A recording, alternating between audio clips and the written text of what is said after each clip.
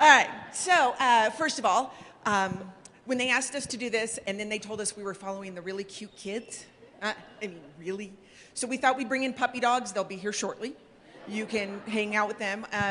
So if you don't know, my name is Gina Leonard, and I am the principal at Shaw Middle School. Absolute privilege to be a part of that community. I have brought with me my library extraordinaire, Amy Heibarger. She is one of the fabulous resources I use in my building. And they came to us about a month ago and said, hey, we'd love for you to do this ed talk. And we went, oh, yeah, right. Are you kidding me? We're hoping not to pull a pitch perfect up here, but we're going to hang on to that part. What they asked us to talk about was Fundamental 1, which is beautiful, core instruction. So thinking back, I had the privilege of opening Shaw as the assistant principal, so we have spent the last 14 years continually working on core instruction, planning, preparation, and as we are all teachers, we know that as a teacher we can get stuck in instruction or in content over and over and over again. And if we give our teachers that opportunity, they can plan and make copies and do all their great stuff, and they never get beyond it. We have spent years making sure we have common assessments, making sure we have lined our standards up with our pacing guides, with our instruction, with all that good stuff. And we found we were in a cycle that we just never got out of. So when fundamentals came along a few years ago, we picked Fundamental 1. And we focused on 4 questions. As you can see up here, what do we expect our kids to learn? How do we know that they're learning it? How will they respond when they don't learn it? And what do we do if they already know it? Basic questions, we've all heard these before, nothing new. Well, when we started looking at it as an administrative team, as a leadership team, we realized we really never got out of question number 1. We stuck a lot of time on what are we teaching. We went over content, we went over our common assessments, are they rigorous enough? Are we getting there? What we never got to was number 2. And we certainly never got to it very well if we did get to it. So we had to make a very conscientious decision in the last couple of years to change what our PD looked like in our building. That whole adage of, are you kidding me? We're going to give our teachers one more thing to do. Ain't nobody got time for that kind of stuff, right? We cannot keep adding stuff to them and not give them time to explore it. So we made a very conscientious decision in our leadership team, our admin team, that we were not going to spend our time in meetings, giving, and getting. You all are sitting there getting, we're up here giving, here we are doing exactly what we should not do to our adults. We certainly expect our adults in our building not to do it to our kids. So we have to make sure that we are modeling that piece for our teachers. Now, that is a beautiful thought, but then you got to turn around and find out how you're going to do it. So I went to my resources in my building, and I don't have a coach, and I don't have a embedded IS and all those other things, so I had to look around and find out who I could use. I have a librarian. I have a librarian, fabulous librarian, and then I have some 21st century leaders, I have department people, I have just great teachers. So I went to my leaders and said, what do we do? Well, as you can see, it doesn't matter how many resources you have if you don't use them, or if you don't use them correctly. And you all have librarians in your building, and I hope you are using them because they are an amazing source of information, time, coaching, just general support for everybody. So. I can't figure out how to turn this thing on, so let's just trade.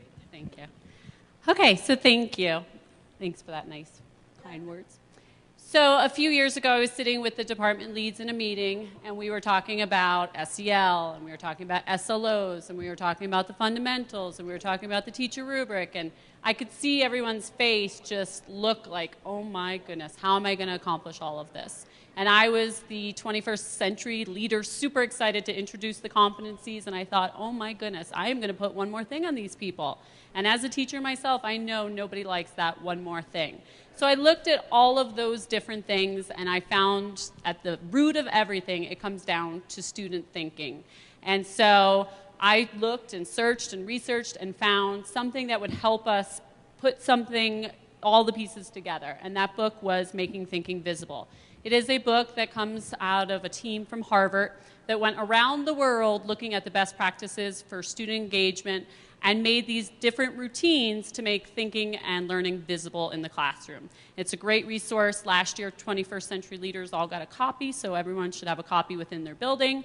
I don't work for the company. I wish I did because I'd get some kickbacks, but it's just a great resource. So I am not all about the sit and get, and so you will be participating with me in this first step, which is one of the routines of a headline. And so if you would grab the foot on your table, in the center of your table, the giant foot, the routine that we are going to look at is the headline routine, and it's very simple. We are capturing the essence of something. So if you were to write a headline for fundamental number 1 that captured the most important aspect that should be remembered, what would that headline be? So if you would take, and I don't have a lot of time, so you get 1 minute. 1 minute, I heard there's 15 minutes and Highbarger can't go over. So 1 minute and just capture the essence of fundamental 1 to you. I'm not grading them, there's no judgment, and record that on your giant foot, please.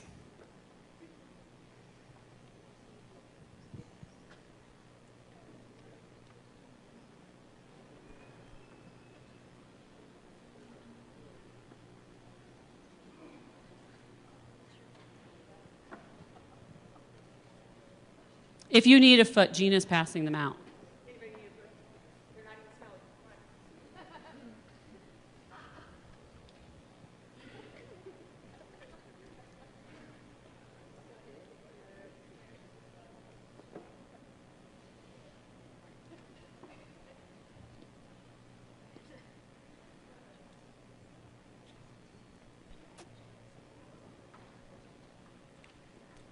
And write it nice and big. Don't be shy.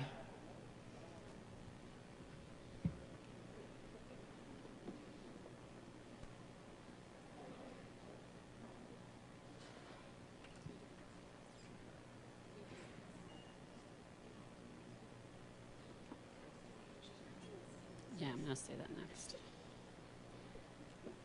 I want to take pictures too. I'll have to do up here. I did. Actually, you should take pictures. So you can add it to the feed. Multitask. Okay, 30 seconds. Gave you longer than a minute. Feel free, if your table's done, to kind of share amongst yourself there. We're taking some pictures of you all. If you did not sign the waiver, let me know, and I will put an emoji over your face. All your parents approved it.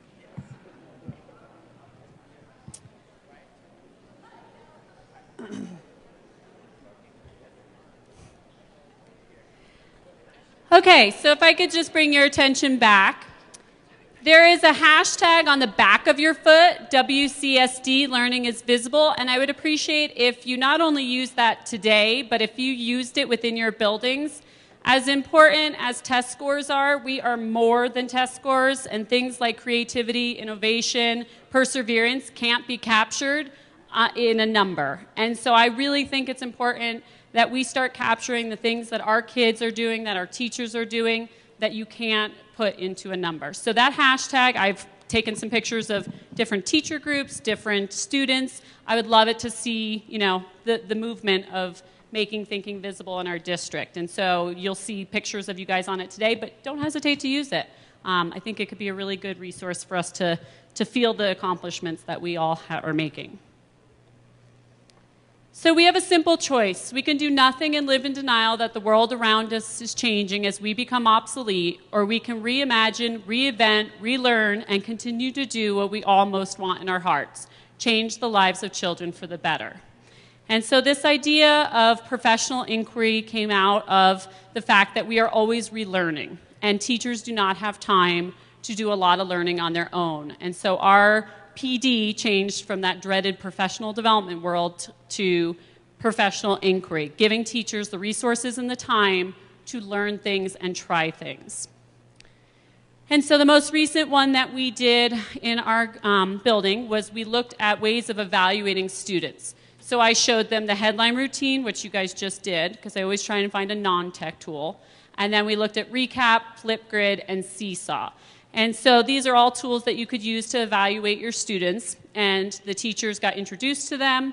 And then the important part is they played on these tools. And then they actually had to use a tool, the tool that they thought would be best fitting for their content and their curriculum, and make a video or make a digital product. And so I have every department represented, especially because you don't want the PE people to be like, oh, I can't do it. We have a fabulous PE department that is doing great stuff with 21st Century, and science, and the counselors and administrators. Everybody is engaged in trying to use these tools.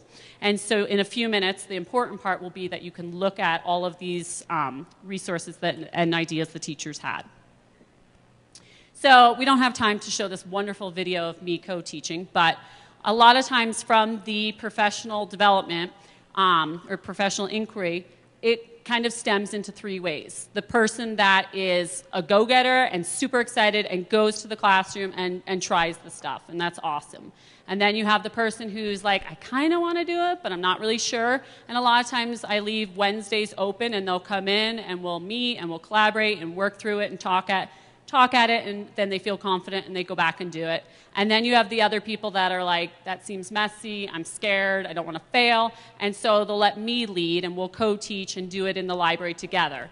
And then you have some, like the most recent one, Miss Valley, who's a fabulous English teacher, but just wants to use the technology and me and the space, and so we did a lesson together with students where they were looking at book awards but beyond the Newbery, and then they had to create a digital product that would teach our 7th graders about the different young adult awards. Because me standing in front of a room and talking about book awards to kids is not going to be effective. They will stop listening after the first 2 minutes. But them listening to the peers' products and watching videos from their peers will be effective. And the students, in a matter of 20 to 25 minutes, created some really cool things that I will use with the 7th graders. And again, you will have time to see those. You want to interject? She's coming over. I know. Yeah. So what this really meant for us as a staff, as a leader, is that I had to change what our staff meetings look like. I can give all the nuts and bolts and things in an email. I can give them all in a nice little handout or something at the beginning of the beginning of our meeting. But we spend a good 45 minutes whenever we are together just going through these resources. Because if I gave them a resource and said, this Flipgrid thing is great, go ahead and back to your room and try it out, they're never going to try it out because they don't have time to dig into it and to figure out how it works. So we literally show them how to use things and then make them use it right there, work with their teams, work with their departments, and figure out where could I embed this.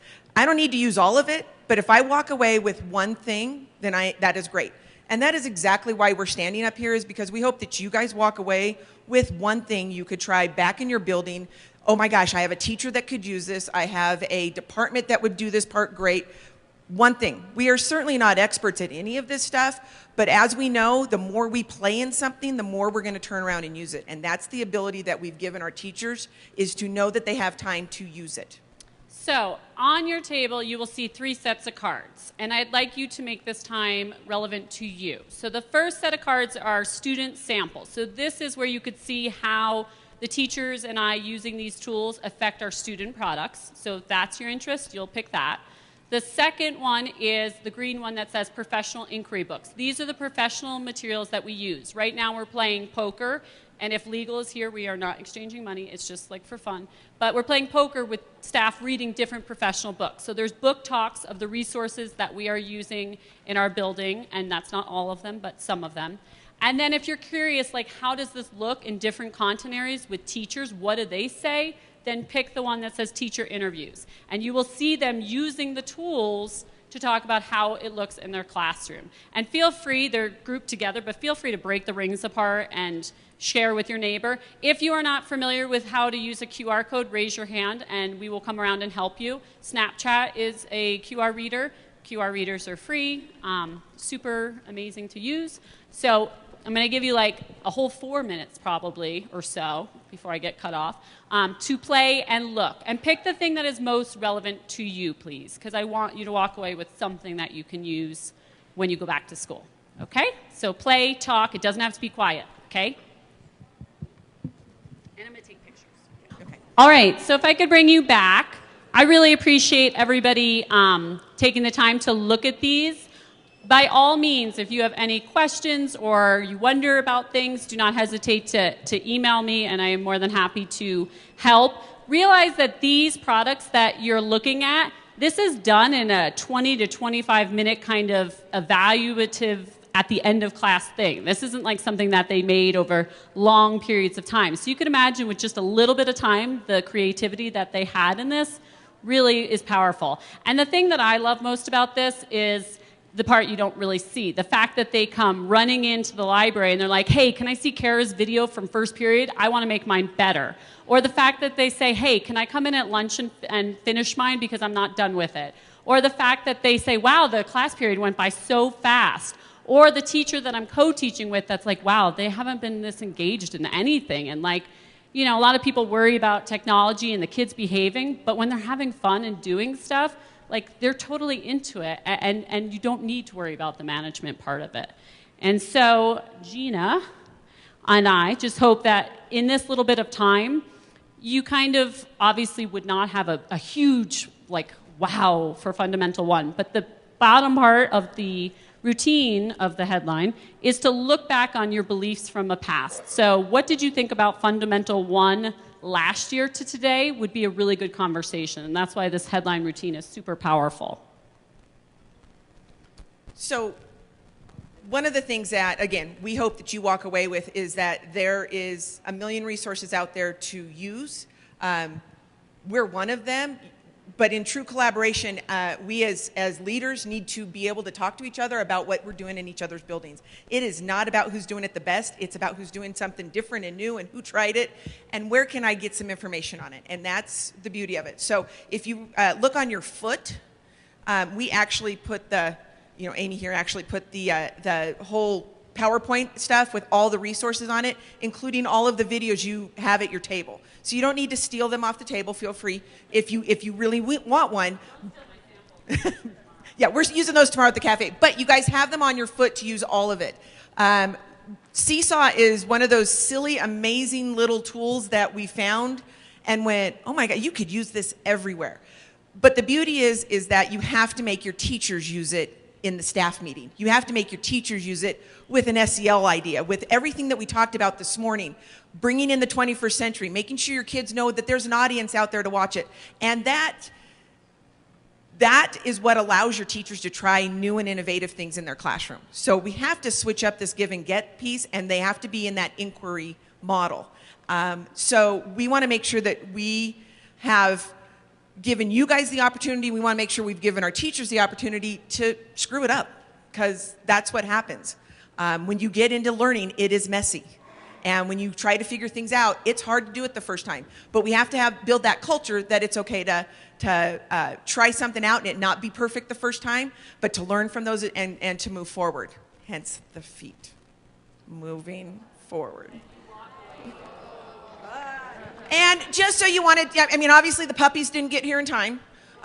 Really sorry about that. But we thought we'd end with fireworks, so.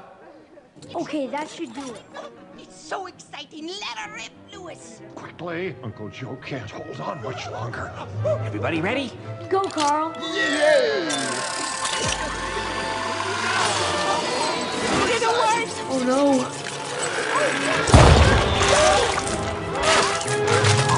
No. I didn't know. I'm sorry. I'm so sorry. You failed! And it was awesome. Exceptional. Outstanding. I did better. From failing, you learn. From success, not so much. If I gave up every time I failed, I never would have made the meatball cannon. I never would have made my fireproof pants. Still working out the kinks. Like my husband always says.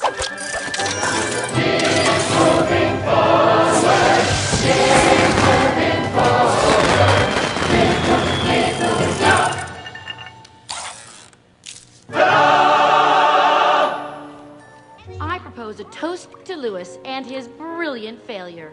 May it lead to success in the future. And like Gina said, all the resources are in this tiny URL, and tons more. I could have made this 7 hours long, and I know you would all enjoy that. But I put links on there, and I just want to say thank you to Gina for empowering me to constantly relearn, and thank you to all of you for what you do with kids and teachers and allowing them to fail and inspiring them to move forward. Thank you. Thank you very much.